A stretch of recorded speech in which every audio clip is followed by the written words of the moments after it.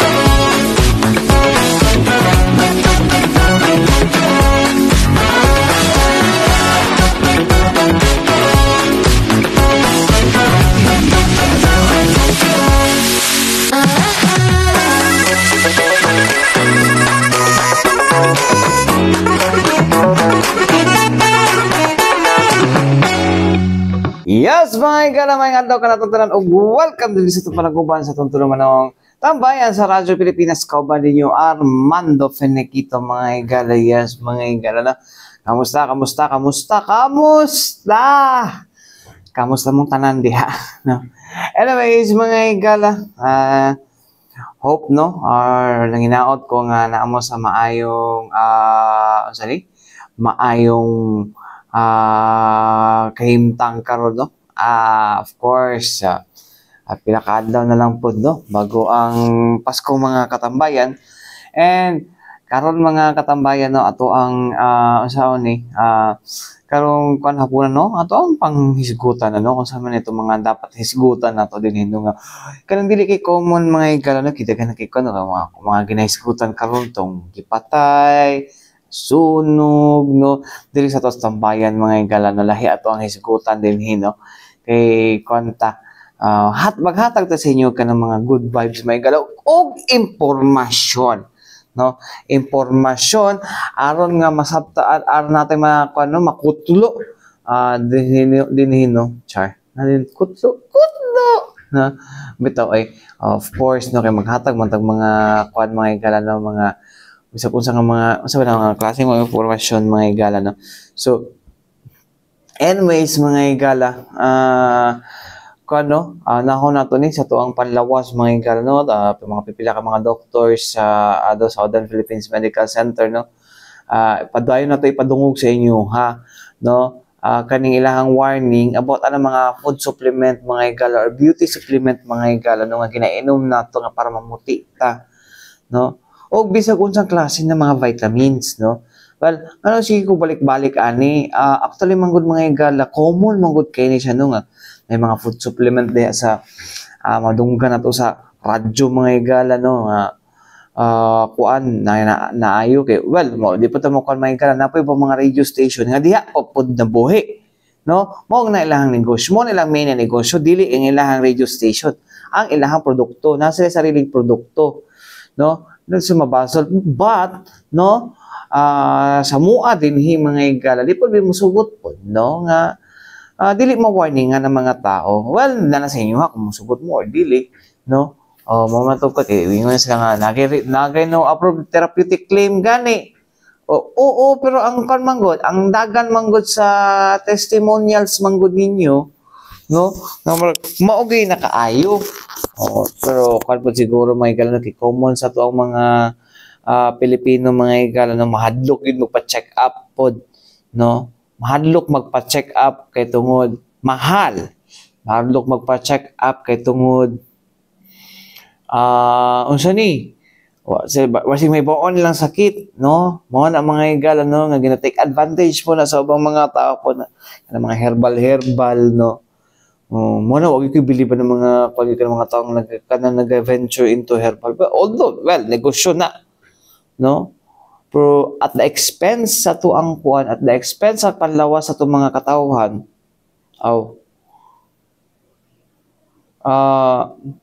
gina na maayo, no? Gikuha na to mga igala, no? Unsa na to ni mga igala, no? Gina-encourage sa tong gobyerno, no? Through katong sa to ilahang kuan. Katong natural medicine law, katong nga kung asa na to naturopathy mga igala. Nga giingon dito nga gina-promote nila ang ilahang mga kuan, no? Sa to natural medicine law atong ang gina-promote is katong natural yun ug tong wala gig proseso nga gihimong kapsula mo na ang purpose po dili ka to ang organize katong Republic Act number 8423 or Traditional and Alternative Medicine Act, no? Sahon na to ning kuan masahon tani kung unsa dili man siguro itong giproseso. Encourage scientific research on develop. Mo na may scientific research, di ba? Mo na kamunggay mas daghan og kanang kuan. No, to formulate standards, guidelines about ethical practices, appropriate practice traditional and alternative healthcare. Traditional. To coordinate skills. Ang objective siya mga igala, no, is number 1 to encourage scientific research on and develop traditional alternative healthcare systems. Traditional pa sa hilot, pwede mo na. Or kuan. Tawagan ni kanang mga acupuncture, di ba? O traditional mo na. To promote and advocate the use of traditional, alternative, preventive, and curative healthcare modalities that have proven safe, effective, cost-effective, and consistent with government standards and medical practice. Now, to develop and coordinate skills training courses for various traditional and alternative healthcare modalities, no? Was to formulate standards, guidelines, and codes of ethical practice appropriate for the practice of traditional and alternative healthcare, as well as the manufacture or manufacture and quality control marketing of different traditional and alternative healthcare materials, natural organic products for approval and adoption by the appropriate government agencies, to formulate policies for the protection of indigenous and natural health resources and technology from unwarranted exploitation for approval and by the appropriate government agencies. Notice, to formulate policies to strengthen the role of traditional alternative healthcare delivery system and to promote traditional and alternative healthcare in international and national conventions, seminars, and meetings, in coordination with the Department of Tourism, Duty Free Philippines Incorporated, Philippine Convention and Visitors Corporation, and other tourism-related agencies as well as non-government. Pwede ba, wala lang ako, alternative. No? So, dili itong ginabutang na kapsula ng mga igala, no? Nagiingon na makaayo na. Kung mingon taog ka ng kuan, mingon taog mga, mingon taog kaning alternative medicine, dili siya katong gikuan lang, dapat katong natural lang, no? Dili kay sabagay ang catch ana kisa may ganahan mo kaon ana tanang gulay ana kisa may ganahan mo kaon ana nga mga panana, di ba? Pero kabalo, kuan na dito, isa na dito sa mga kuan day pang-agni. Bitaw no. Oh, nagadto isa ka kuan nga pila to 17 herbs daw ilahang gikuan daw. No? 17 herbs sa 250 milligrams na capsule na gikuan sa tuwang FDA. 17 herbs. Paano 'yan? No, tapos amot na nga, wala pa po kuan no kay mo lagi dili ko nagatuto lagi mga herbal lagi mga igala. No nga kanang capsule. Pinagatutuan ng herbal na capsule. Mutuwag na herbal kanang natural. Kaon muna kung ahos, no? Uminom mo panyawan, tinuod na panyawan, di ba? Or gabon. Nga lagaon, mo na alternative, no? Mo na herbal, purong herbal. Sorry. Ito mga igala yun. Ito maglangan mga igala, okay. Ang kaon mo na cause mo kanang gikan sa capsule mga igala nga kuan, mahimo na siya makadaot sa kidney food, no? O dili lang kanang ginaingon lang ang tambal makadaot na sa kidney, kanang ginaingon lang ang maintenance makadaot na sa kidney, no? Tanan nga inyong ginakuan makadaot na siya. Di lang sa kidney sa inyong utok pod, tsari. Mga igala, dinita sa to ang isigutan mga igala. Ato paminawan mga igala, no? Ang mga doktor gikan sa Southern Philippines Medical Center mga igala, no? Una mga igala, no?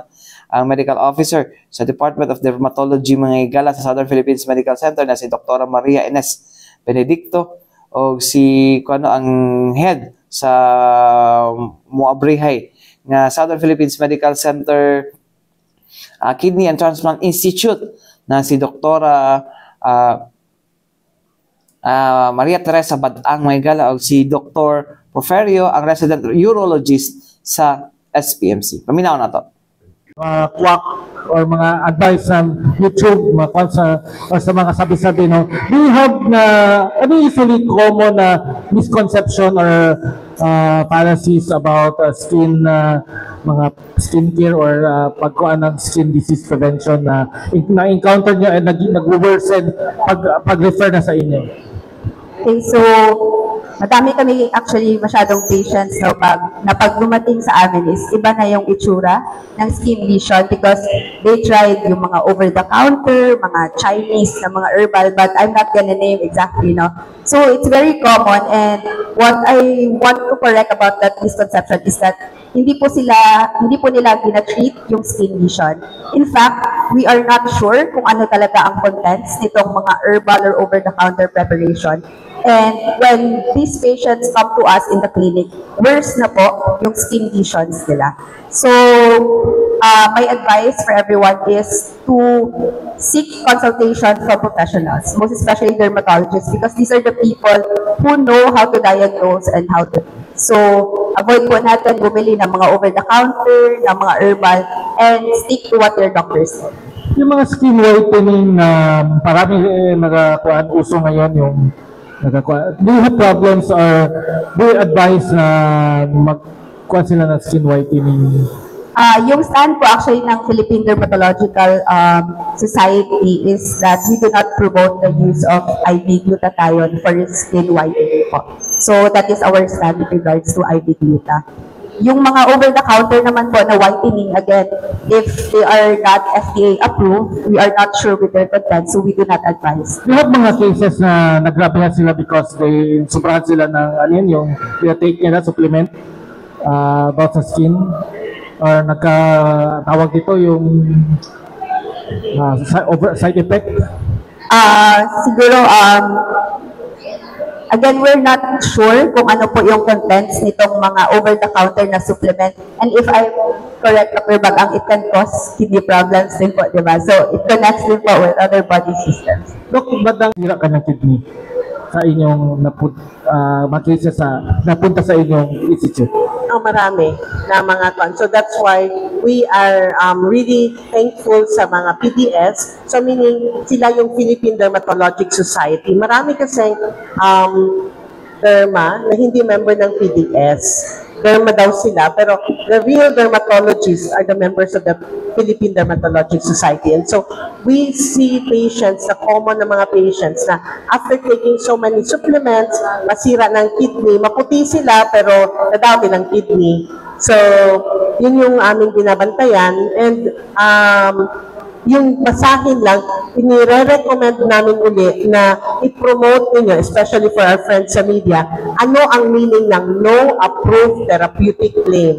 Kasi lahat ng gamot dapat is may therapeutic claim, may milligrams. So pag may nakasulat na no approved therapeutic claim because it is required by FDA na nakasulat doon, then hindi po ito gamot at hindi dapat gawing gamot sa anumang uri ng sakit. So sa paspasan naman gud sa ato ang advertisement, pero dili ni siya tambal. So ngano kang mo inom? So mo na siya ang reason nga hindi mo alam ilang milligram. Kasi naala sila studies na ginahimo kung ang 500 milligram na paracetamol, ang overdosage niya is mag-abot ng 1 gram, it is now toxic to your liver. For example, ang imong vitamin C, ang recommended daily allowance is only 100 to 200 milligram. Kung mainom kag vitamin C nga 500 or 1 gram kay gisipon ka, madaot imong kidney or mag-develop ng kidney stone. So, ma-refer ka na mo sa urology. So, Dr. Serrano, do you have something to add? Yes, sir, i-reinforce ko lang yung sabi ni Dr. Batang na yung importance ng media partners natin to implement or pagpasabot sa mga pasyente or sa mga katauhan kung unsa ka importante ng award na no approved therapeutic claims, since you are the mas dikit sa inyo, mas malapit kayo in terms of communication sa mga patients, katauhan, na mapasabot na ang say true meaning yun ana. So we stand the same. Some patients na madto, nag-take sila ani, napadaghan, pero wala sila kabalong ano, nag-take sila or nag-take lang sila kay mo ay nakita nila sa TV or nadunong nila sa radyo, pero hindi, wala sila. So,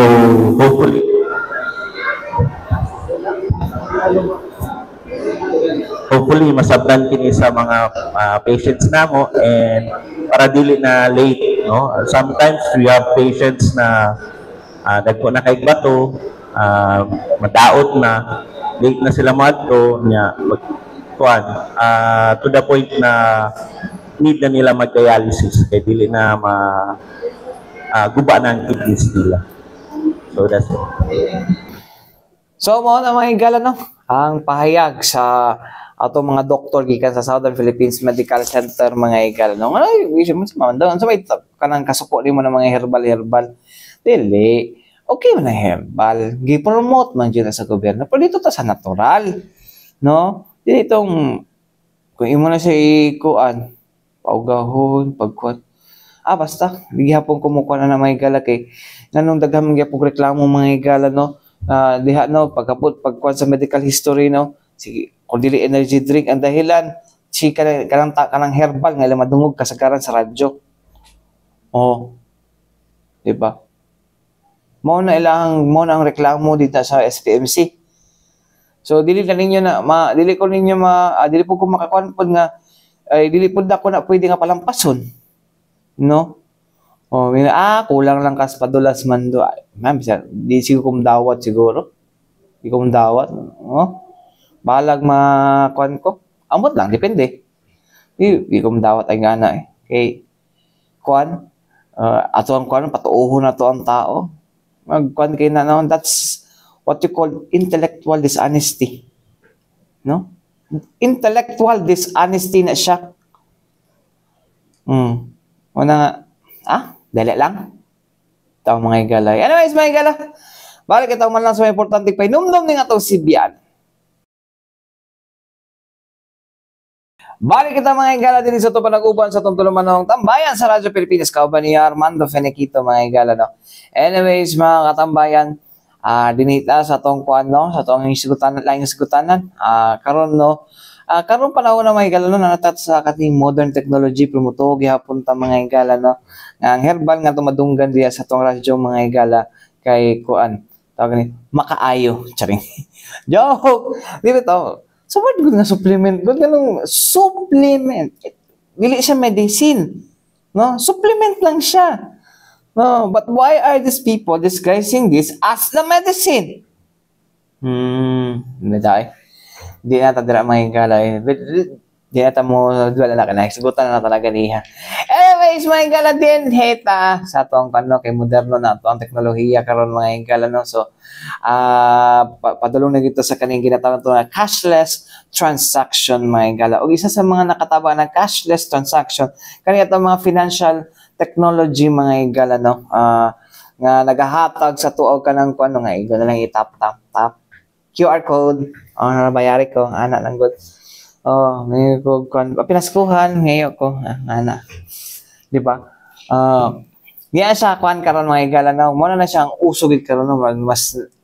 Mas napadali ang pagkuhan nato sa mga ato financial technology, mga higala, katong pandemic, no? Kay cashless, di ba? Wala mong kuhan ang physical contact, no, face-to-face contact sa to ang mga kuan isig kaingon kay palita dili mo kalat ang COVID. Karon mga higala, no, mas gipakusgan na, no, ang ato ang mga kuan, no, ang ato ang financial technology na naghan na, no. Sa una GCash lang to. Ako I started GCash 2015. 2015. I think that was December 5, 2015. Ako ang pag-start sa GCash, mga higala. So mag 10 years na po like kung GCash user, no. So kuan to mga higala, no, nagsugod pa lang to sa kanang send lag money, mga higala. Tapos sa patoy kan. Pwede pa to sa ATM kinatasali. Sa una dugay na ng ilahang card. Dugay na ilahang card sa GCash, mga higala. Karon mga higala, wala daw mga higala, no, nga maggamit din sa negosyo.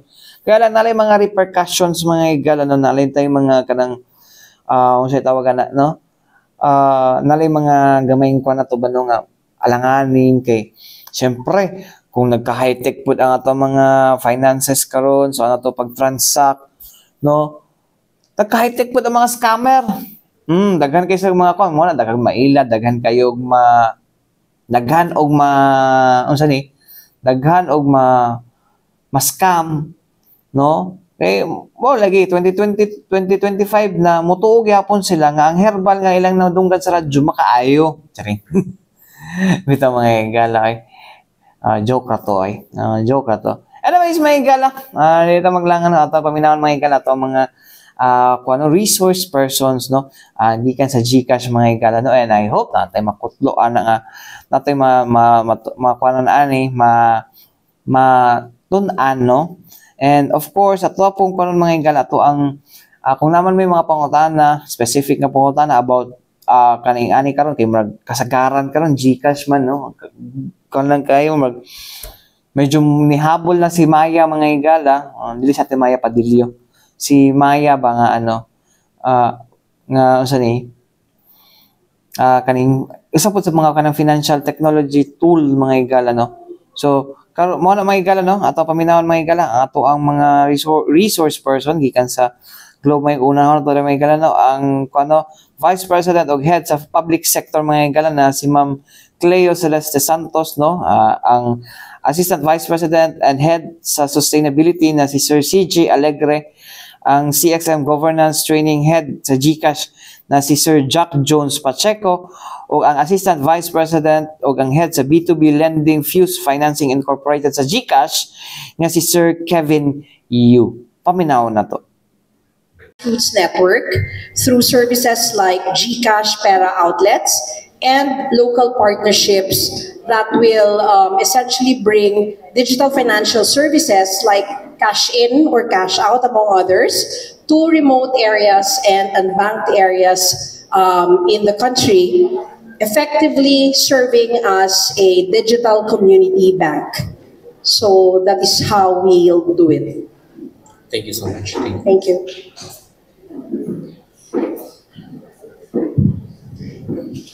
Charming morning, everyone. I'm Mary Labastida, the Station Manager of Charm Radio, Tagum City. My question is for AVP and Head of Sustainability, Sir CJ Alegre. Sir, for GCash, FinLit, or financial literacy programs have reached diverse communities across the countries. What strategies have proven most effective in making financial literacy accessible and relevant to NSBs? Maayong buntag. Yes. So for GCash, we know that we cannot do it alone. So our main strategy is really scale through partnerships, through strategic partnerships. So that's why we work with different NGOs, different LGUs. We capacitize them. We provide them with different modules that are very practical, easy to understand, easy to absorb, easy to apply, so that they can do it in their community. So we will have a multiplier effect. So that's our strategy. Thank you, sir. Thank you.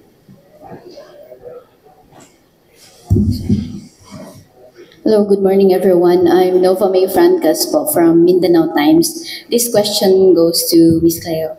So in the context of local livelihood programs, how can GCash digital finance tools be integrated to support the growth and the resilience of small businesses po? Thank you. GCash can be integrated to facilitate disbursements of livelihood funds and subsidies. Also, we can also be able to enable digital collection of payments, plus, of course, providing access to microlending through our GCredit and Fuse lending. So with this, we will allow small businesses to be able to build a digital financial footprint and, of course, access capital.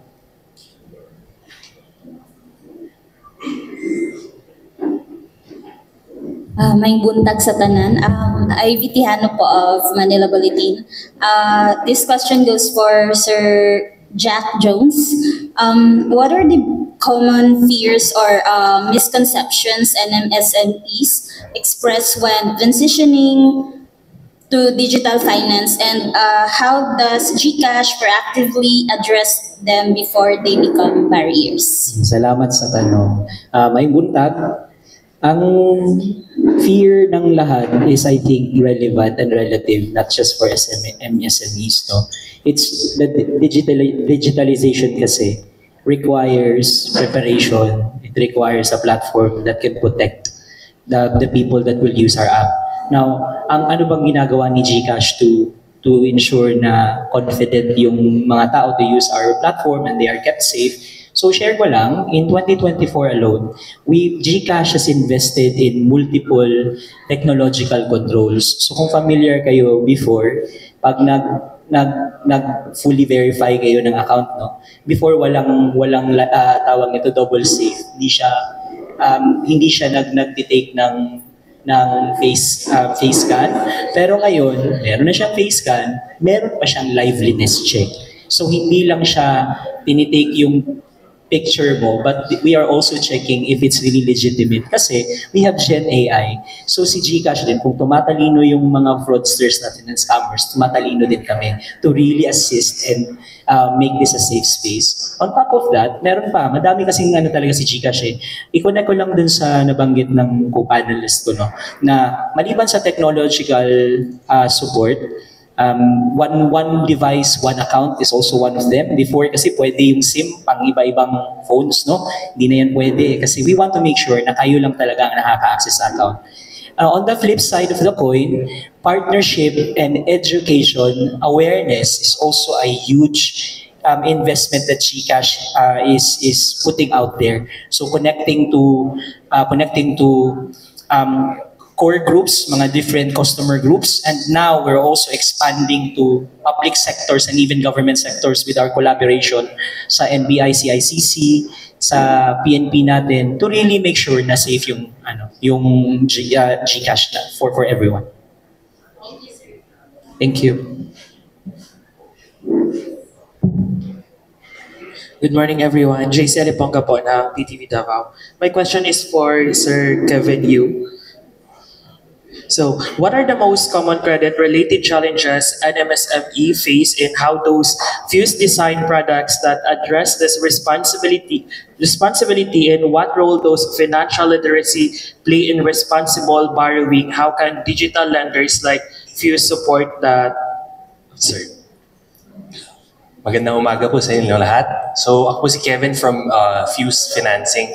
Ang isa sa mga challenges that we see for a lot of MSMEs all over the Philippines, and especially here in this region, is kulang ng access sa collateral, wala po tayo mga sapat na documents, and minsan hindi po straight yung cash flow natin. And this is one of the biggest hurdles dahil without these things, we don't have access to formal credit.